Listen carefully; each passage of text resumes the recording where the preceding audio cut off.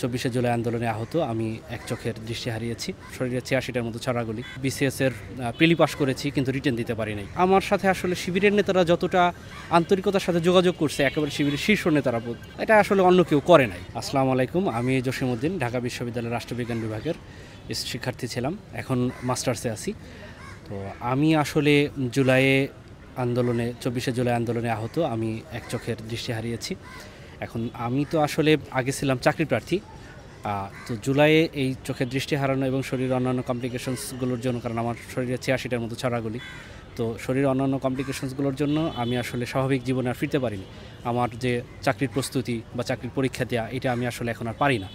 আমার বিসিএসের প্রিলি পাস করেছি, কিন্তু রিটেন দিতে পারি নাই। আরও অনেকগুলো পরীক্ষার প্রিলি পাস করছি, কিন্তু রিটেন দিতে পারি নাই, বা চাকরিতে আবেদন করা, কিন্তু আমি পরীক্ষা দিতে পারি নাই।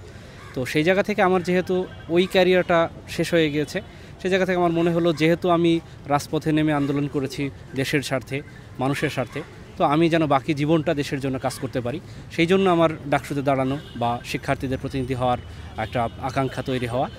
তো এখন আসলে শিবিরের প্যানেলে আসার ব্যাপারটা যদি বলি, আমি শিবিরের কোনো পদ পদবিও নাই, আমি শিবিরের কেউ না। তো কিন্তু আমি আহত হওয়ার পরে বিভিন্ন ছাত্র সংগঠনের নেতারা তো আসলে মিডিয়ায় আসছে, কিন্তু আমার সাথে আসলে শিবিরের নেতারা যতটা আন্তরিকতার সাথে যোগাযোগ করছে, একেবারে শিবিরের শীর্ষ নেতারা, এটা আসলে অন্য কেউ করে নাই। তো সেই জায়গা থেকে তাদের প্রতি একটা দায়বদ্ধতা বলি, ভালো লাগা বলি, সেই জায়গা থেকে আসলে তারাই আমাকে বললো যে ভাই, আপনি আমাদের প্যানেলে আসেন। তো সেই জন্যই আসলে আসা, কিন্তু এখানে অন্য কোনো তাদের পদ পদবি বা তাদের এজেন্ডা বাস্তবায়ন বা তাদের সংগঠনের পারপাস সার্ভ করার জন্য আসলে না।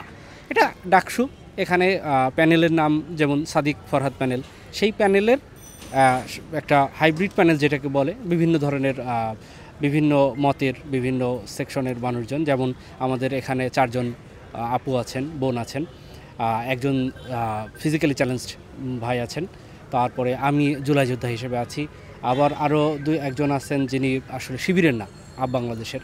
তো এরকম করে আসলে বিভিন্ন মতের বিভিন্ন শ্রেণীর মানুষজন এখানে একসাথে প্যানেলটা করা। তো আমি তাদের মধ্যে একজন, শিবিরের বাইরের কিন্তু এই প্যানেলের।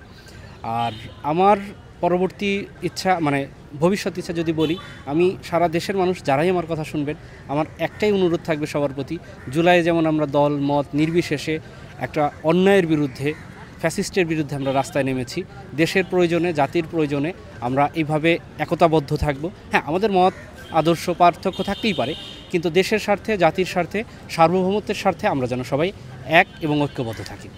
আপনি কোন পোস্টে? আচ্ছা, আমার পোস্ট আন্তর্জাতিক বিষয়ক সম্পাদক, কেন্দ্রীয় ছাত্র সংসদ।